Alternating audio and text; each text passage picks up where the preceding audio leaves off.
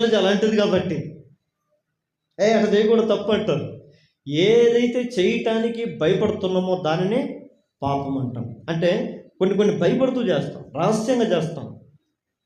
వాళ్ళు చూస్తే వీళ్ళు చూస్తే ఏమనుకుంటామని భయపడుతూ చేస్తాం. మనం ఏ పనైనా చెయ్యండి, తప్పులేదు. కానీ ఏ పనితో చేస్తున్నావు దానికి భయపడుతున్నాం అంటే అదే పాపం. అందుకని మనం ఏ పని చేయాలన్నా కూడా భయం పడకుండా చేయాలి, ధైర్యంగా చేయాలి, నిర్భయంగా చేయాలి. కరెక్ట్, నిజమే కదా? ఏంది అయోమయంగా చూస్తున్నా? మాటలు అర్థమవుతున్నాయా?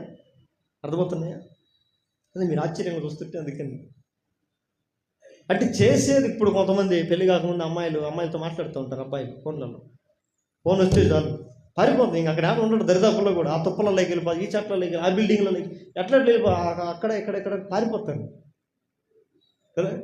అదేదో లాగా ఒక అబ్బాయి ఒక అమ్మాయితో మాట్లాడడం వాడికి అర్థమవుతుంది నేను చేసేది తప్పు అని, పారిపోతాడు దాని కొరకు మాట్లాడడానికి.